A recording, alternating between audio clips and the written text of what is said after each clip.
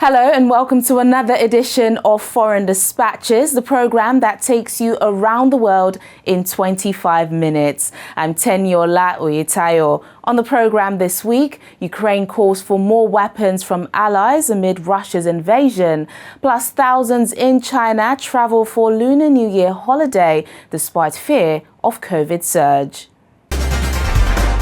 Russia's recent attack on an apartment complex in Dnipro was one of the deadliest for civilians away from the front line since the war began.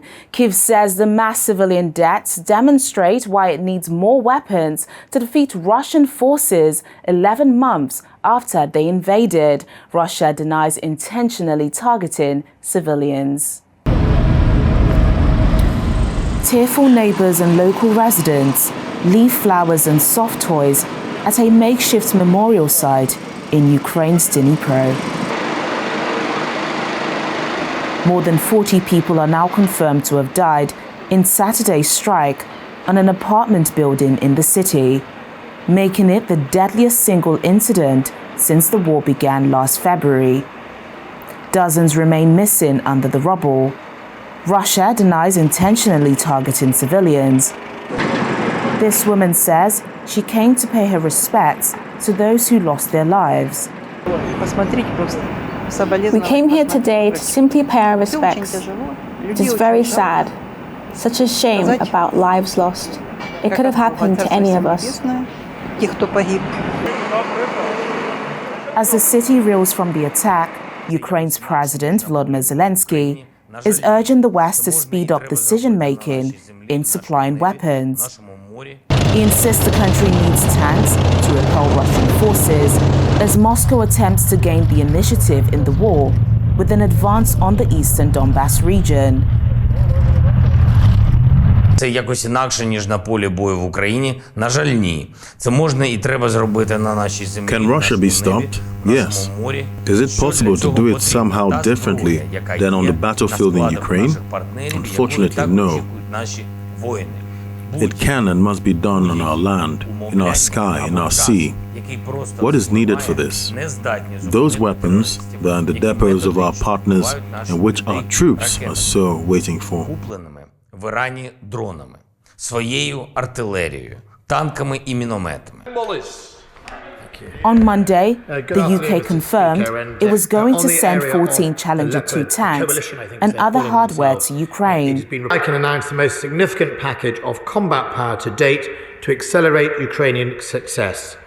This includes a squadron of Challenger 2 tanks with armoured recovery and repair vehicles. We will donate AS-90 guns to Ukraine.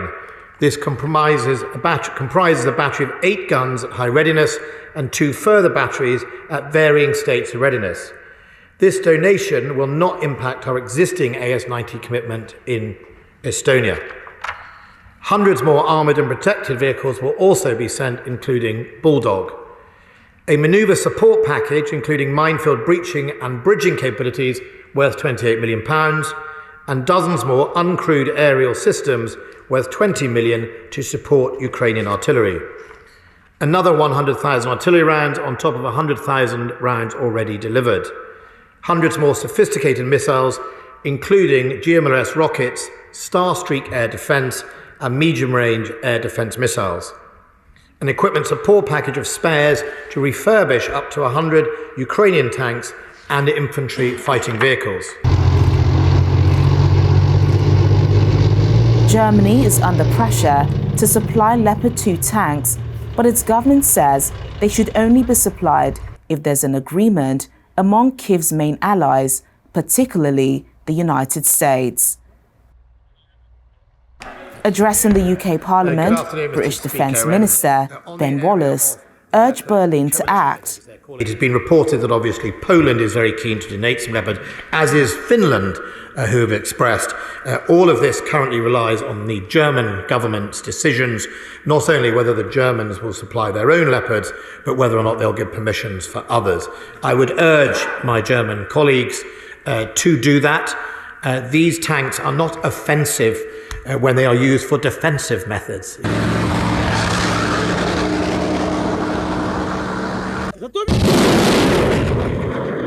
President Zelensky has long pleaded with allied countries to include their tanks in aid packages, but some Western officials have been cautious over the concern that Russia, or even China, could get their hands on advanced Western military technology.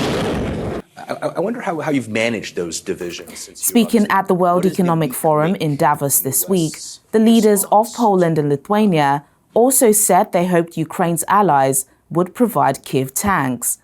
We are trying to organize a bigger support for Ukraine. So we hope that there is a few partners, a few allies who will give tanks to Ukraine. Leopard tanks, Challenger tanks from Great Britain. Yes, and so we hope that producer of the tanks, Germany, will also participate in this. Germans decided that instead of providing humanitarian aid, they decided to deliver weapons. It was first very important qualitative moment in the decision-making of Germany. And now we are in the situation where there is more commitment needed, stronger commitment needed to deliver armored vehicles, tanks to Ukraine, and hope very much that our strong ally will do this. Right. Leaders gathered at the World Economic Forum this week also reiterated support for Ukraine amid Russia's invasion. I think the only message that we need to send that we will support Ukraine as long as needed. 1 year, 2 years, 5 years, 10 years, 15 years. We will support Ukraine as long as needed. The post-war order is currently experiencing its greatest crisis. Russia's war of aggression on Ukraine constitutes a brutal attack on a peaceful country. But it is also a brutal attack on international law and multilateralism. The war is causing great suffering, and it is playing a decisive role on the global development of democracy. That is why the great solidarity shown by democratic countries with Ukraine is crucial. Solidarity with the people in the country, but also with those who have fled.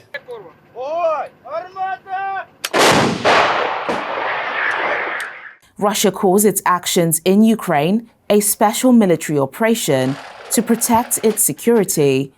Ukraine and its allies accuse Moscow of an unprovoked war to grab territory. And to other stories now, the Lunar New Year is one of the most important holidays in Chinese culture. But with droves of city dwellers finally heading back to their rural hometowns for the holiday after 3 years of lockdowns, there are fears that the COVID outbreak raging in the country will overwhelm smaller communities.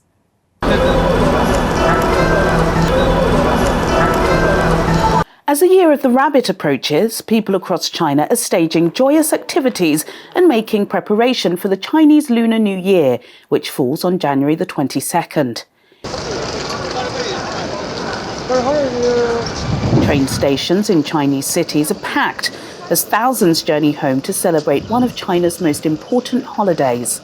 This is the first Lunar New Year after China ended 3 years of stringent COVID travel restrictions, lockdowns and other measures. I am so happy. Because of the epidemic, we were under lockdown for 3 years, which was particularly long. Finally, lockdowns were lifted. It's much easier to go home now.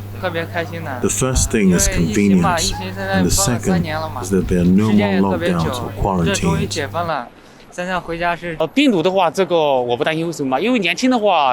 I haven't been home or seen my parents in 2 years. Now I'm excited. I'm so happy.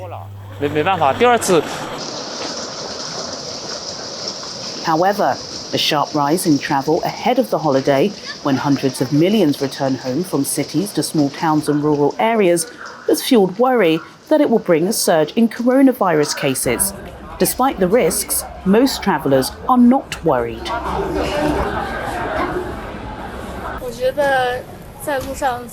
It will be fine. I'll ensure I take some precautionary measures on the trip. There should be no problem in a short time, so I'm not worried.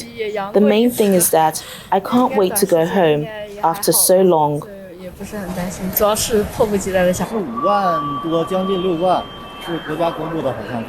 I used to be a little worried about the COVID-19 pandemic. Now, not so much. I have the vaccine and I'm still young, so I'm not so worried.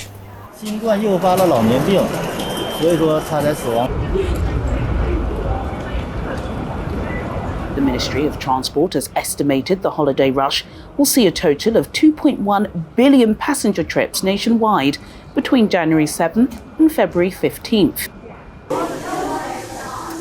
Beijing has officially reported just over 5,000 deaths since the pandemic began, one of the lowest death rates in the world. International experts believe the number is significantly higher. Meanwhile, as thousands travel back to their hometowns to be with their families for Lunar New Year this weekend, many are doing so after a period of mourning for relatives that have passed away during the recent COVID-19 wave. The true death toll in China is unknown amid criticism from the World Health Organization over how COVID deaths in the country are reported. Lunar New Year is meant to be a happy time for Chinese families, but this year, for Zhang, and for so many others like him across the country, it will be a much more sombre affair. The 66-year-old Beijing resident has lost 3 of his close relatives and a close family friend to COVID-19. They all passed away from the disease after the country relaxed its zero-COVID policy. One of them, an aunt, was infected whilst being treated in a Beijing hospital for another long-term illness. The hospital tried to move her from one building to another one, and 2 days later, she passed away. On her death certificate, the cause of death is described as the heart failure. By official definitions, that doesn't count as a COVID-related death. The lifting of restrictions in China, after widespread protests against them in November, has overwhelmed hospitals and funeral homes across the country and dampened the mood for festivities. There's no holiday mood.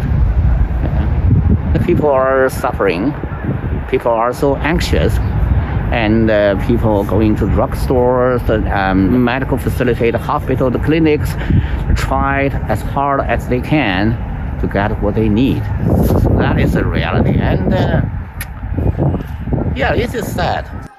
After global criticism of its coronavirus data, China, on January the 14th, revealed nearly 60,000 people had died in hospital since it had abandoned zero COVID in early December. The risk assessment on XBB. But health experts say that likely doesn't count many people dying at home, especially in rural areas where there's weaker medical systems. There are some very important information gaps that we are working with China to fill. First and foremost is to have a deeper understanding of the transmission dynamics of COVID across the country and really understanding the breakdown and the increases or decreases in hospitalizations around the world, the ICU capacity and the burden in terms of intensive care across the country, and those COVID-related deaths. The worry is that mass migration for Lunar New Year will bring another surge in cases, as hundreds of millions of Chinese return to small towns and rural villages from urban areas. State media has been filled with stories of rural hospitals and clinics bolstering supplies of drugs and equipment, while international health experts predict the reopening could result in as many as 1 million deaths this year from the virus. When Foreign Dispatches returns in just a moment, we'll find out how residents in the world's coldest city are surviving the frost as temperatures there plunge to -50. Please stay with us. Thanks for staying with us on the program. California is finally set to get a break from storms that have hit the state since the end of December. It's been a turbulent few weeks in the region as storms after storm has been slamming into the state, bringing heavy rain, flooding and mudslides to the region. President Joe Biden over the weekend issued a major disaster declaration in the state, freeing important federal aid that will help with cleanup and recovery. Californians can now breathe a sigh of relief as the parade of deadly storms known as atmospheric rivers finally faded on Monday after pounding the state for 3 weeks. Though authorities warned mud and rock slides are still a risk in steep areas as the ground remains saturated.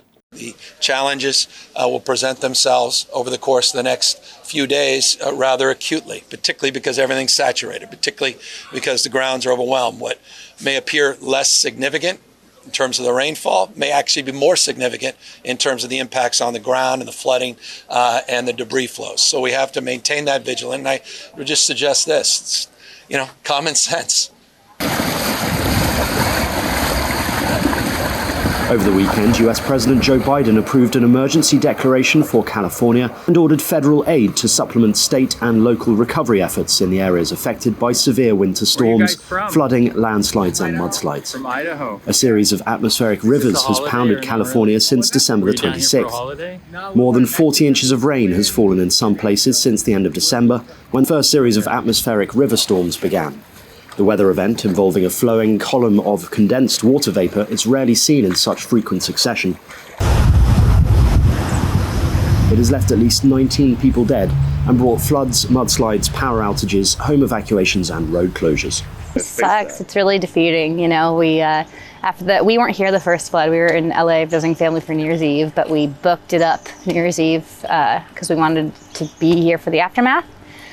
And that was really hard, and the cleanup was awful, but, we cleaned it up, and then next thing you know, fast forward, 6 days was it? I don't know. We're flooding again, so we were in shock because even though we prepped for it, we didn't prep for it to get as high as it had. And so that was even more mess and more destruction. Our furnace is gone, it's just a lot. And then to go through the third time, it's just defeating. It's like, what? My backs are hurting, my feet are killing me in these rain boots. It's disgusting, The mud is so unbearable. It's been tough. It's always tough. You go through this emotional roller coaster. It's gonna be okay, it's not okay. But frankly, if my troubles in life is some mud on the floor and some lost gear, I consider myself blessed and lucky. A lot of people in this world are going through things much tougher than this, and they don't even live by a river. My wife's healthy, the daughter's healthy, there is food on the table, there is a dry bed. This will change too. Although the storms filled up some lakes, almost the entire state remains under moderate or severe drought conditions. Officials are urging Californians to continue conserving water, saying reservoir levels are still below average for this time of year. And elsewhere in the United States, deadly storms hit Alabama before the start of the Martin Luther King Jr. holiday weekend. A tornado caused significant damage in the city of Selma, which played a pivotal role in the civil rights movement. A trail of destruction in Alabama after tornadoes tore through the state last week, killing at least 9 people, destroying homes and knocking out power to tens of thousands in the US southeast. The National Weather Service confirmed at least 5 tornadoes touched down in central Alabama. Selma, a city of just over 17,500, was one of the hardest hit by the storm. It was very revealing. It was far worse than anything I had envisioned or seen on television. Roofs are just gone, and trees look like toothpicks. And there's a lot of work to be done here, and I know we're going to pull together and get this done. Residents described chaotic scenes as the storm spun toward them. People rushed into shelters, bathtubs and sheds as the winds bore down. And I got in the tube, and I said 10 minutes after that wind, the tornado came. I mean, it just came and went. It picked up the cradle. and everything just gone. And the storm came real bad, and now I just thank God to him. You could hear the roar, glass going everywhere. You could hear the roof literally being torn off right over our head. You couldn't hear anything, and all of a sudden, the pressure in my ears, kind of like being on an airplane. I could feel it, and then I knew the tornado was up on me, and you could hear some crashing and that kind of thing. It looked like the tornado was going up, but once I seen debris coming up behind my house, I knew it was there. So we were inside, you know, the storm pit. It has some glass on the door, but it has a steel grate. But when I seen the debris, there was 2 wooden angels. I grabbed them, put them up against the glass, and just told her, hang on. I mean, it was something I don't want to go through again. I mean, that bus, it's actually a bus buried in the ground, and when you're standing there, the pressure change was so hard in it that our ears popped. You really couldn't hear much, but the floor was shaking in the bus, and that was scary. The tornadoes in the US southeast marks the latest bout of severe weather to turn deadly in the country, as experts point to the human-induced climate crisis as a cause for such extreme events. In a typical year, Georgia and Alabama each averaged 2 tornadoes in the month of January. According to officials this year, there have been 64 tornado reports in the region. And finally, on the program, let's head over to the world's coldest city, where temperatures have plunged to minus 50 degrees Celsius. Residents of Yakutsk in Russia's Far East have a few key methods for surviving the unrelenting cold. The first is lots and lots of layers. Take a look. It's now minus 50 degrees Celsius in the world's coldest city. The city of Yakutsk in East Siberia, widely identified as one of the coldest places in the world, has seen an abnormally long cold snap. January is its coldest month, and although they're accustomed to freezing temperatures, residents in the remote region are taking extra precautions to keep warm. You can't fight the cold. You either adjust and dress accordingly or you suffer. It's quite simple actually. I have 2 hand gloves, 2 scarves. Warm shoes is a must. And you need to cover your head. This is all very important. Even though the city is currently freezing under extremely low temperatures, the residents have seen colder days. Located 5,000 kilometers east of Moscow, on the permafrost of the Russian Far East. Residents of the mining city often see the thermometer regularly drop well below minus 40. In 2018, it got so cold that some residents said their eyelashes froze. Layering is key to surviving the frost, according to this resident, who sells frozen fish at a local market without the need for a fridge or freezer. You have to dress accordingly. That's it. We go to work, but we dress warmly, in layers, like a cabbage, basically. Home to fewer than 1 million residents, Yakutsk winters can be extreme, even by Russian standards. But the city drew international attention in July when haze from nearby wildfires tore through forests, blanketing the region in thick smoke. And that's the program today, but remember, our top stories are never far away. You can catch them on channelstv.com. Thank you so much for watching. I'm Tenyola Oyetayo. Bye for now.